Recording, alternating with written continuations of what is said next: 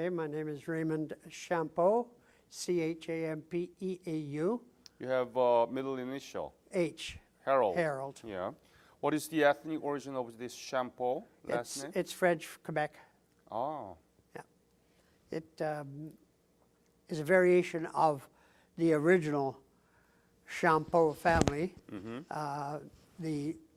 All my aunts and uncles, their name was spelled Champoux.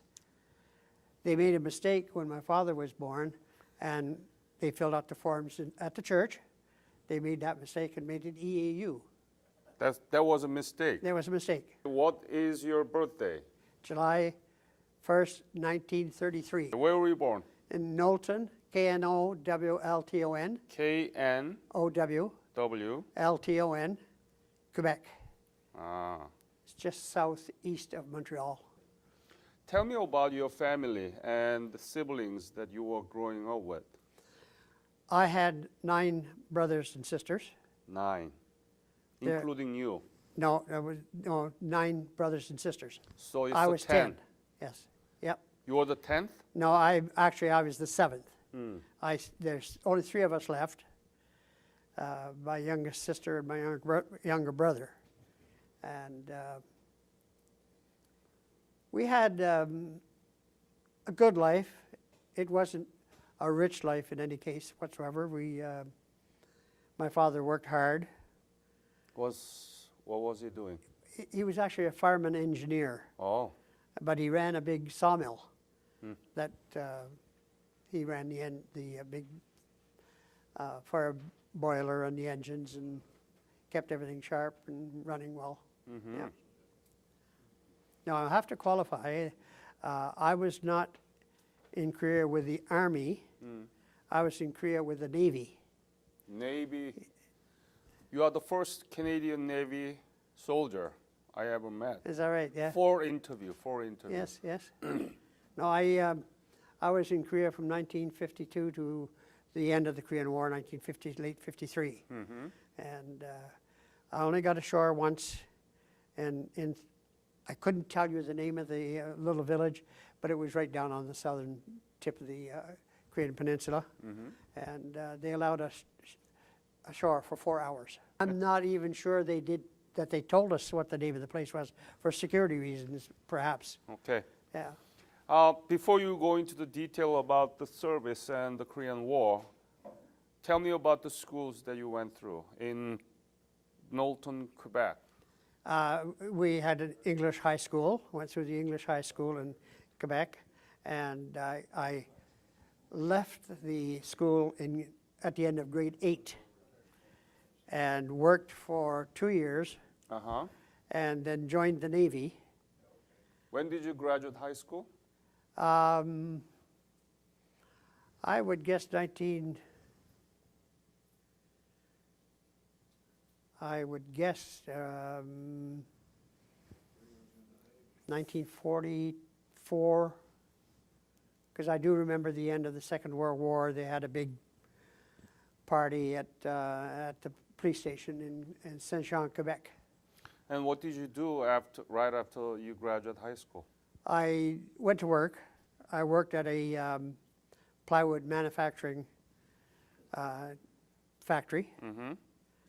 And left there and joined the Navy. When did you join the Navy? In When did you join? Oh my goodness. 40. No, it would have been 52, I think. Yes, 1952. So you've been working in that flyer wood factory for long, huh? I'm still working. Why did you choose to enlist into Oh, Navy? I thought I would be smart as a Navy personnel. Only when I got in, they were mucking about with the trades, and they got me in as a cook. Navy cook. Anyway, where did you get the basic military training? The initial training was in Cornwallis, Nova Scotia. Nova Scotia. And my trade training was out in Victoria, BC. Mm-hmm. What kind of training was it? Is it different from regular Army and Air Force training, or is there any special, The Navy only had special to the Navy? the Navy had their own training at that time. Yeah, what kind? Well, it was just different than the Army and in the Air Force. When you were marching, you did it at a faster pace, and it was just different. How different? Well, the Army, Did you have to swim a lot? you know, when I was in Cornwallis, that's where we took our basic training. Yeah. That just before we got there, the area where the swimming pool was burnt down. So we didn't have a swimming pool, Okay. and I never did learn to swim. There are tons of sea there, Nova Scotia. If you're out at sea and the ship goes down, forget it. Okay. So you didn't have any training that you can call is only for Navy. Well, no, the Navy had its own training, but it was different than the Air Force. The Air Force is called the gentlemen's troops, and the Navy was something else, and the Army was boisterous and loud. Okay. So in 1952, after basic training, what did you do? Where did you go and what did you do? Well, my initial training, like I said, was in Cornwallis, and immediately got shipped out to British Columbia for my training as a cook. Mm-hmm. And that was funny. It was different. And from there, they shipped me to Halifax, and I was in Halifax for 1 year. And I got called the day before the ship was sailing for Korea that I had to be on board ship. When was that? That would have been, I guess, September of 1952. What was the name of that ship? HMCS Huron. Athabasca. Did you know anything about Korea before you left for Korea? Nothing. You were in high school, right? Mhm. Oh, I knew Korea was there. We knew where it was because it was on the map, and they showed us the map and on the globe. But as far as information about Korea, we got nothing. Yeah. No, I didn't know anything about Korea until they told me I was going there. Canada is not very famous for teaching history of other countries other than England and the United States some. You heard a little bit about France, a little bit about Italy, but other than them showing you, well, this is Korea, that would be about it. What do they teach you about England when you were in high school? The main instructions were on the royalty part of it, and we got that nailed into our head from 600 years ago up to present time, or when I was in school at least. No, What about U.S.? How do they teach about U.S.? very little. Even It was south of us. that's it? The capital was Washington. No, they didn't teach very little about anything but England. In September of 1952, where did you depart from and when did you arrive and where in Korea? We left Halifax. Uh-huh. It was the first week of September, but I couldn't give you the date. Right. And we went down through the Panama Canal over to Hawaii, and from Hawaii over to Japan. Mm-hmm. We were stationed in Sasebo, Japan, Yep. and did our tours of Korea there too. from there. Yep. Yes, What was the name of the ship? You mentioned it before, but HMCS HMCS Huron, Huron, Huron. Yeah. Okay. How many were soldiers there? 269, I believe. Wow, you remember that? Huh? Oh, there's a few things I remember about the Navy. And all Canadian Navy, right? Yes. What kind of ship was it? Was it destroyer It or was a destroyer. yes. destroyer? Can you tell me some weapons in that ship? Well, they had two 4-inch, four 4-inch guns on the bow, and they had two on the stern. Plus, they had mines that they could deploy into the water, and of course, the normal armament, guns and handguns, etc. Did you know where you are headed and why you're going there and what you are supposed to do there? Did you know before you left? Did they have a briefings for the No, soldiers? because I went on board at 8 o'clock the night before, and we sailed the next morning. So I wasn't even on a crew the next day until after we get out of the harbor. And the sad part of it was, I'm sitting down in the mess deck on the lower deck. Never had been on a big ship before. And I'm thinking to myself, I wonder if I'll get seasick. I wonder if I'll get seasick. And I did. I got seasick. I went up on the upper deck. We were still in Halifax Harbor.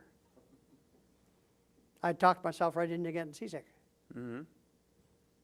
Stupid. From then on, it was fun. How fun? Well, I enjoyed it. It was a good life on board ship. It was a small number of people on it, and you got to know most of them. And our commanding officer was very, very nice. How much were you paid? Very little. Tell me. I think we started off something like $40 a month, and that, of course, that included our room and board and our clothing. But by the time we got back from Korea, it was up to $60 a month. Big pay raise. Tell me about the trip from Halifax through Panama Canal, Hawaii. Did you stop at Hawaii? Yes, we were there for 4 days. Harbor area. We weren't allowed to go too far away. You were in Honolulu. Yes. What was the first impression that when you arrived in Japan, Sasebo? A large harbor, very well equipped, a lot of workers around all the time. If you need anything, you just had to ask, and you got it. It was very nice. Yeah, I enjoyed it. So when did you depart for Korea from Sasebo? Would have been September, middle of September. What was the mission of HMCS Huron? We patrolled the east coast of Korea, and there was a little island right on the dividing line of North Korea and South Korea. Yeah, Ulleungdo or Dokdo. One of those little islands. Okay. And the Navy, American Navy, used to patrol one end and go up. We would do the other side and up. Well, we come up, come out to sea. The navigation officer gave the directions, and we ended up running up on the end of the island. Had to go back to Japan, have a new new bell put on the ship. Normally, how long did it take one mission? From Sasebo and go to the island and then going back to Sasebo, how long? Oh, we were in the area for 2 weeks. 2 weeks? Yes. And then you go back, right? And then we went back, mainly for reprovisioning and Yep. yeah. Were there any occasion where you met enemy Navy? No. No. I'm sure I had a lot of interview with the American Navy soldiers, and they never met any enemy ship. No. Never seen them. So it wasn't really war for you. Well, There was no enemy there. not at that point, but we did go south a few hundred miles, and there was what they called a package, where the train came out of a tunnel, went along the shoreline, back into another tunnel. We sat there one night waiting, and they did bombard that area. They said there was a train come out of the tunnel, but we didn't stay there long enough to find out whether there was any damage. So that was one of the mission. Yes? Yeah. Did you actually, did that ship work independent of others, or did you really work together with, as a part of U.S. Navy? Mainly, we worked on our own, except when we were patrolling this little island. Then we worked with the Navy. But mainly, we were on our own. Your own? How was it like to be inside of the ship when it's bombarding, attacking North Korea? Loud. Tell me details. Well, the big cannons, when they went off, they reverberated through the whole ship. And the first time they went off, it was just a gunnery practice, and the gun was right over my head. And it went off, and I was on my knees on the floor, on the deck, because I didn't know they were going to fire. I didn't know they were going to fire. And you can imagine those big guns, they're bolted to the deck, and when they fire, the whole reverberation comes right down through. Very loud. Very loud Very. and a lot of commotions. Oh, yeah. You didn't like it? Nope. Nope. Nobody likes it. No. Not if you were on lower deck. No, it's pretty sad. So about 300 Navy crew were there, right? 269. 69. And tell me about the life inside of the ship. We had our own kitchen on board ship and our own food supplies, and we provided 3 meals a day in the kitchen. But our leisure time was in our mess What deck. kind of meals? What kind of menu there? Could be chicken, could be roast beef, No, for example, for breakfast, what did you provide to the crews? bacon, fried eggs, poached eggs, boiled eggs, so whatever they wanted, toast. When you have to imagine that this little kitchen was only 10 by 8 foot. Very seldom it would be too hearty of a meal, soup or sandwich, or a couple different soups, and yeah, no, they enjoyed that.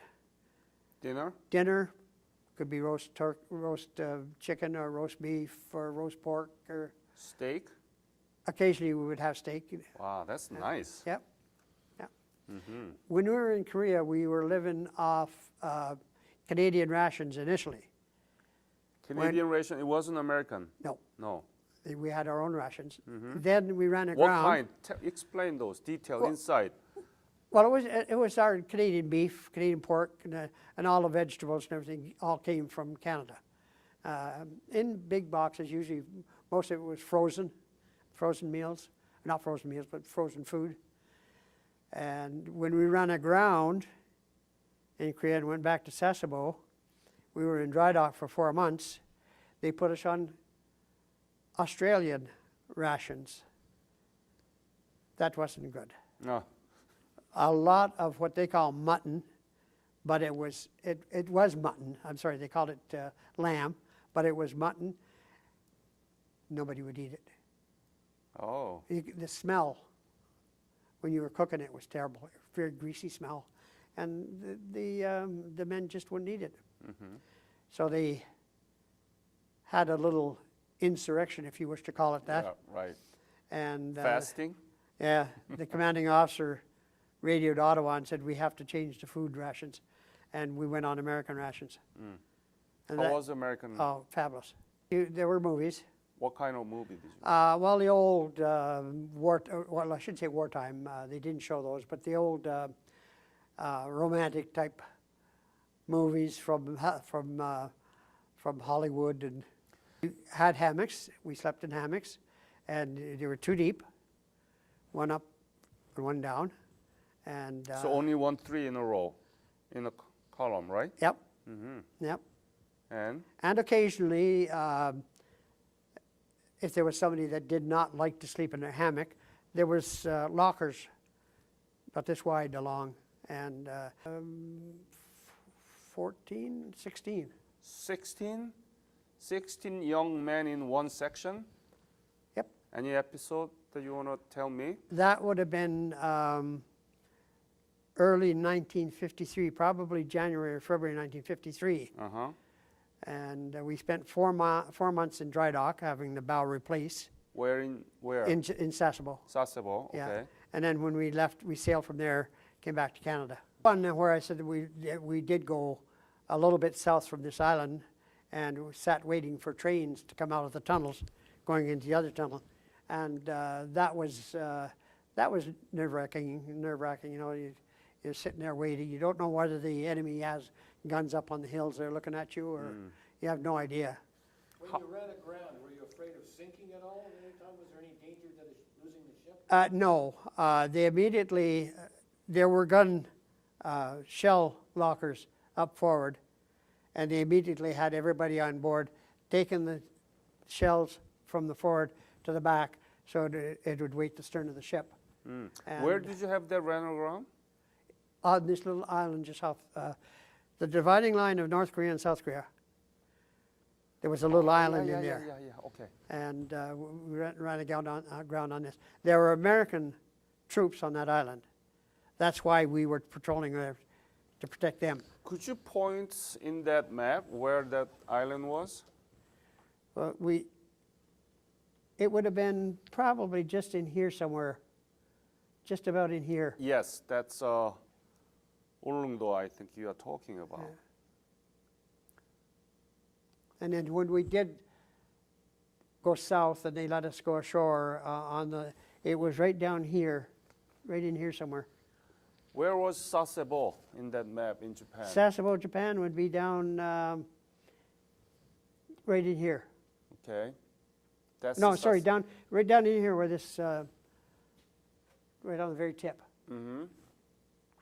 And from there you went to the East Sea, right? Yes, from here, we left here and sailed up through here. Uh-huh. Right. And do you remember where was that your ship was attacking the train? It would be just south of where we were. We were in here somewhere, and it would be just down in here, a little, Right. maybe 100 kilometers from where we were at the time. Okay. And any other operation, like bombing the North Koreans or North Korean? No, That was the only occasion? that was the only occasion, because we went back. We were 4.5 months in dry dock, and then sailed back to Canada. What happened to the navigator? Was he court-martialed or what? He was court-martialed, and the captain was court-martialed. Yeah, they had flew a captain down from Ottawa, Commander Poland. So when did you actually finish your mission as a Korean War veteran, Korean War? It would have been just after the treaty was signed, Uh-huh. so that would be late '53. Yep. So 1953. July 27, Yeah. we signed the armistice. Yeah, so it would have been after that, probably 2 months later, that we sailed back to Canada.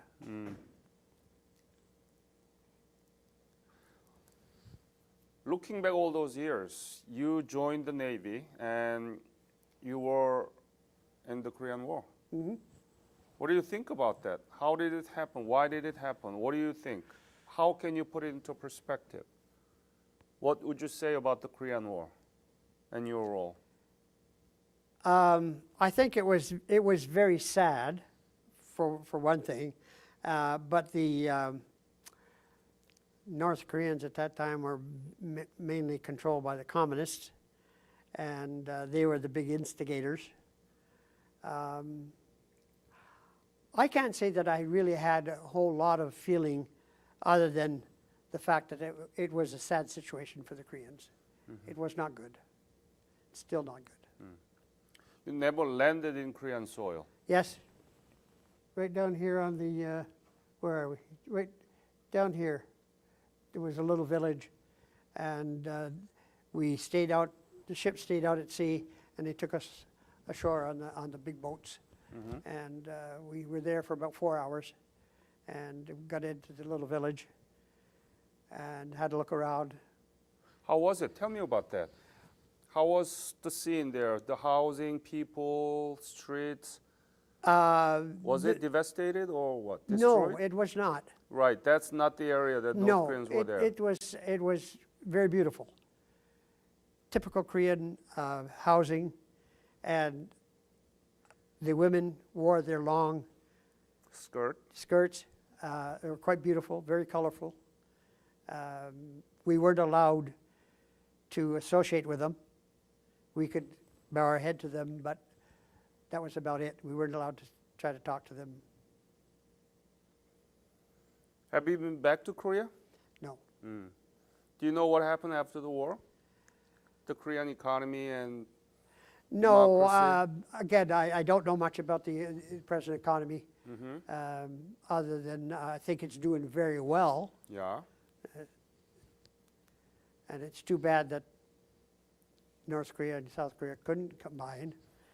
But as long as you got the dictator in there, it's not going to happen. Any message to young Canadian students about military overall?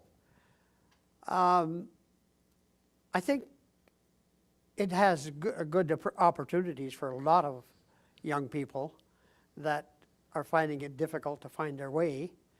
There are good parts to the Canadian service people, and I think a lot of them could do very well.